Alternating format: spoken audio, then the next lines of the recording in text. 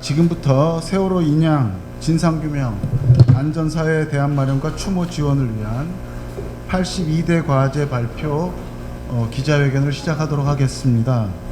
선체 인양 9분의 미수습자들을 가족의 품으로 돌려드려야 하기 때문에 반드시 선체는 인양이 되어야 합니다. 그리고 세월호는 진상규명을 위해서 반드시 확보해야 할 가장 중요한 증거물이기 때문에 인양해야 합니다.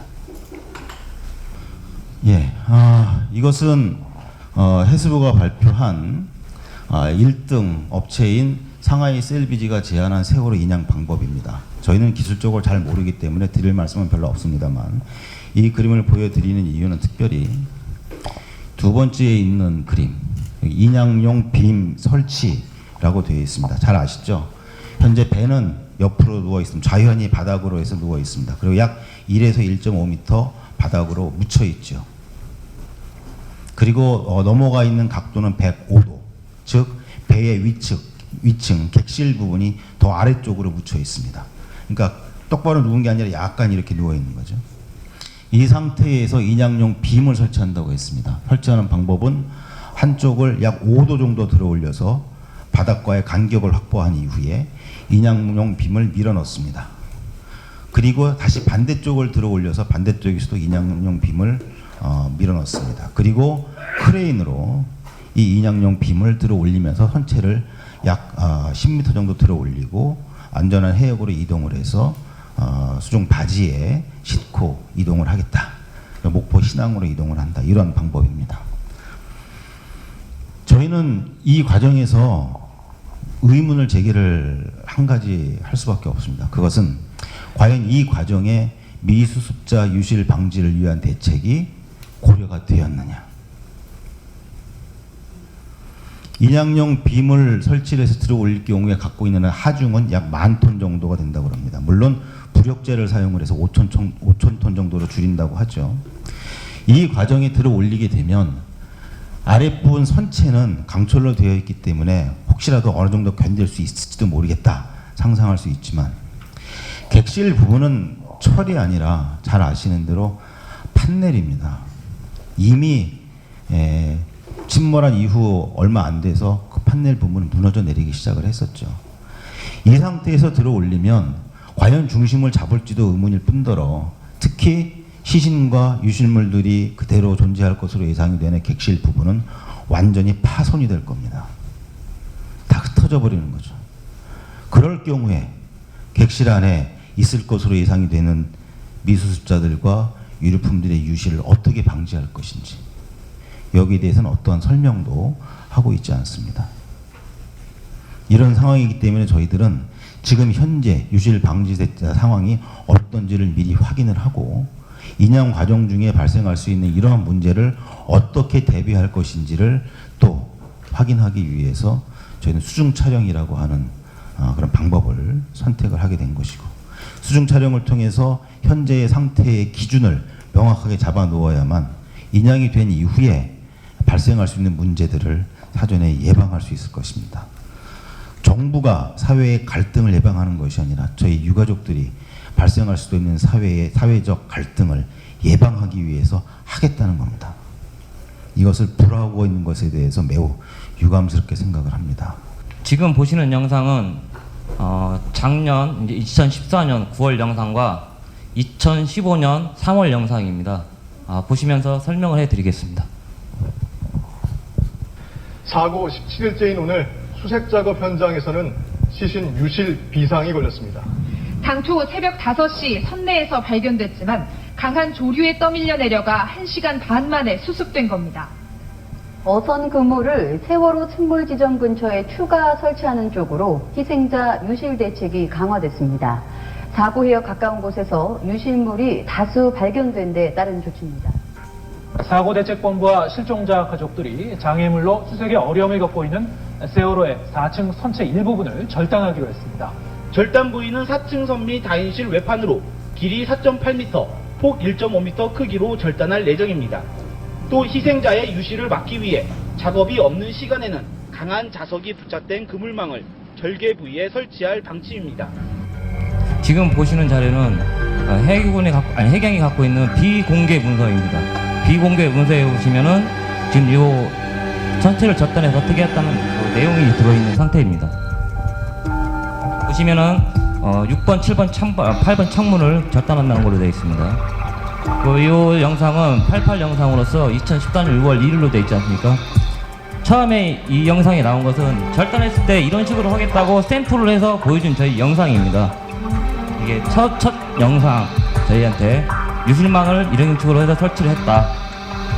현실로 나타나고 또 사고 발생 54일이 지나서야 나온 대책입니다. 지난 5일 세월호 사고역에서 40km 떨어진 해상에서 40대 승객의 시신이 발견됐습니다. 네, 최근 세월호 희생자들이 잇따라 선체 밖 해상에서 발견되면서 유실 우려가 높아지자 범정부 사고대책본부가 선체의 유실 차단봉 114개를 추가로 설치하기로 했습니다. 지금 차단봉이 나오는데 차단봉은 지금 보시는 것처럼 이것도 비공개 문서로 되어 있습니다. 그래서 아마 차단봉이 어떻게 생겼는지는 지금 나오시는 게 아마 덧붙여서 잠깐 설명을 드리겠습니다. 정부에서 이런 식으로 하겠다고 발표를 한 내용인데 요건 자석이고 이게 그물망입니다. 그물망은 처음에 6월 1일날 샘플로 하나 했고 나중에 뒤에 또 이거 샘플로 하나 한 겁니다. 그리고 나머지는 보시다시피 아무것도 안 되어 있습니다. 이게가 두 개 같은 영상인데요. 이 쭉 나오면서 이 마지막에 이 영상이 하나 나옵니다. 이 영상을 저희한테 보내면서 작업을 했다 라고 저희한테 얘기해 주는 겁니다. 정부는 어떤 식으로든지 하긴 했습니다. 그러나 다 한 게 아니라 한 개, 두 개. 그리고 차단봉으로 되어 있는 것은 아예 지금 나오지를 않고 있습니다.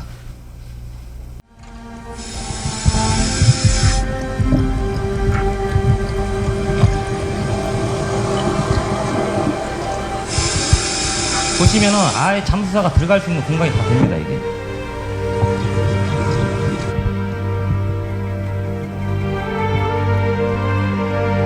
선체를 봉인 작업한다는 게 어떤 작업을 하는 건가요? 예, 잠수사들이 진입하기 위해서, 그러니까 3층, 4층, 5층을 진입하기 위해서 창문을 개방했지 않습니까? 그러니까 예.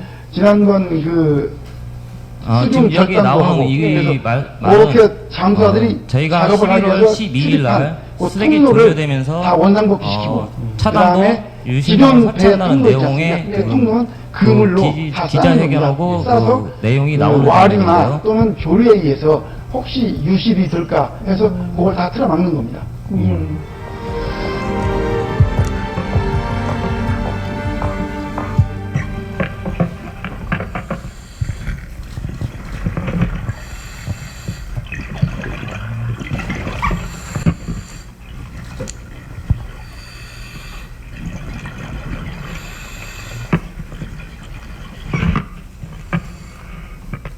세월호가 침몰한 지 1년, 바닷속에 나오는 있는 장면은 올해 세월호는 3월 지금 어떤 27일 날 상태일까요? 선체 인양이 가시화되고 있는 수중 가운데 촬영한 영상입니다. JTBC 취재진이 세월호를 수중 촬영했습니다. 선체에는 녹이 슬고 바다 생물까지 서식하고 있는 상황을 확인할 수 있었습니다. 세월호는 좌측 부분이 무태 1m 가까이 파묻혀 있는 상황, 수심은 44m입니다. 잠수사들이 바닷속으로 들어갑니다. 줄을 잡고 내려가기 시작한 지 5분 남짓, 세월호가 모습을 드러냅니다. 지난해와 비교해 확연히 달라진 모습입니다. 표면이 깨끗했던 1년 전과 달리 선체 표면 곳곳에는 해초류도 붙기 시작했습니다. 선체 표면은 지금 이게 3월 23일 날 찍은 영상인데요. 원래 여기가 그물망이나 철봉으로 되어 있어야 하는데 지금 보시다시피 줄로만 이렇게 해놓은 겁니다. 이게 저희가 JTB 영상을 확인했을 때 3월 23일 날 찍은 영상을 확인해 본 결과 지금 현재 이런 상황입니다. 지금 이게 창문입니다. 이게 창문인데요. 보시다시피 아무것도 없습니다. 유실 방지가 전혀 안 되어 있는 상황입니다. 이게. 근데 정부는 그랬죠. 작년 11월 12일 날 수력을 종료하면서 그물망하고 차단봉을 설치하겠다고요. 그런데 저희 확인해 본 결과 아무것도 현재 없는 상황입니다. 이게. 정부는 이러고도 유실 방지 대책을 다 했다고 지금 하고 있습니다.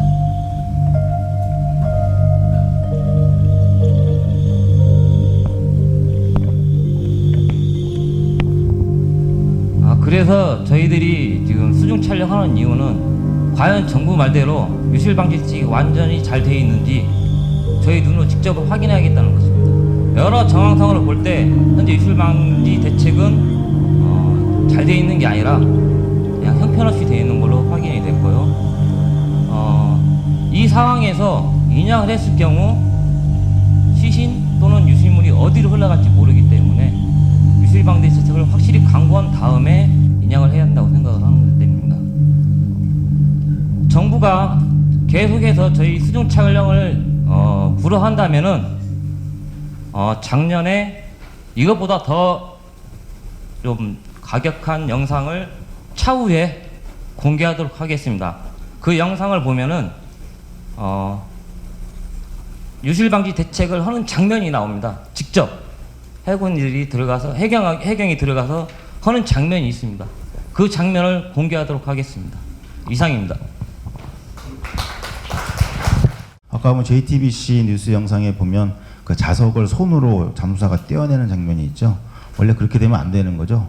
처음에는 매우 강력한 자석이기 때문에 자석을 스위치를 돌리면 자력이 생겨서 아주 단단하게 붙어 있기 때문에 사람이 손으로 절대 뗄 수 없는 상태였는데 시간이 흐르면서 부식되고 자력이 사라지면서 그냥 건드려서 잡아당겨도 떨어지는 상황인데요. 더 놀라운 것은 아마 기억하실지 모르지만 장면 가운데 자석 끝부분에 동그란 고리가 하나 달려있는 게 보이실 겁니다. 그 고리에 원래는 거기에 차단봉 또는 그물망이 연결이 되어 있어야 합니다. 그러나 이 영상을 보면 자석만 있지 어느 것도 연결되어 있지 않는 이런 상태도 좀 보실 수가 있을 겁니다. 마지막으로 정리하겠습니다. 그래서 저희들은 특별조사위원회와 정부에게 선체 이념과 관련해서 이렇게 과제를 드리고 요구를 하려고 합니다. 우선 세월호를 최대한 빠른 시일 내에 온전하게 인양을 해야 합니다. 미수자 수습과 증거물로서의 가치를 훼손시키지 않도록 온전하게 인양을 해야 합니다. 그리고 이 인양의 모든 과정은 가족들이 참여 아래 투명하게 이루어져야 합니다. 이를 위해서 인양의 진행 상황을 점검하고 협의하기 위한 공식적인 기구가 만들어져야 합니다. 이를 위해 특별조사위원회는 스스로 자처하는 대로 국가기구로서 그 분명한 책임과 역할을 다해야 할 것입니다. 그리고 인양 준비와 집행 모든 과정에서 시신 유실 방지 및 선체 훼손 방지를 위한 조치, 대책이 철저하게 준비되고 이루어져야 합니다. 아까 잠깐 말씀을 드렸지만 현재 상하이 셀비지에서 제안한 방식을 가만히 들여다보면 누구나 예측을 할 수가 있습니다. 뻘 속에 묻혀있는 좌현, 객실 온전할까요? 다 깨져 있습니다. 지금 창이고 뭐가 다 깨져 있습니다. 저 상태에서 그냥 들어 올리면 그 밑으로 다 빠져나가는 건 뻔한 사실이죠. 거기에 대한 대책 아무것도 밝히지 않고 있습니다. 그 상태에서 들어 올리면 객실 다 부서져 나갑니다. 그때의 유실 방지 대책 설명하지 않고 있습니다. 설령 잘 들어 올렸다가 하더라도 그 조류가 강한 맹골 수로에서 그 배를 안전한 해역까지 이동하는 동안 도대체 빠져나갈 그 구멍들 어떻게 할 건지 아무런 설명도 없습니다. 그 이후에 발생할 문제 어느 누가 책임지겠다는 이야기도 없습니다. 이러한 문제들을 저희들은 충분히 예상하고 있기 때문에 그 대책을 빨리 마련하자는 것이고 그 대책을 마련하기 위한 확실한 객관적인 증거, 기준을 마련을 하자는 것입니다. 그래서 이 수중 촬영은 저희가 할 필요 없는 짓을 나서서 오지랖 넓게 나서서 하는 것이 아니라 마땅히 이 정부가 해야 할 일을 하지 않기 때문에 어쩔 수 없이 저희들이 나설 수밖에 없다. 이 문제에 대해서 관심을 가지시고 힘을 좀 기울여 주시기를 부탁을 드리겠습니다. 이상으로 마치겠습니다. 감사합니다. 고발 뉴스는 더 뛰고 싶습니다. 정기구독 후원 회원이 되어 주십시오. 신청은 www.gobalnews.com에서 받습니다.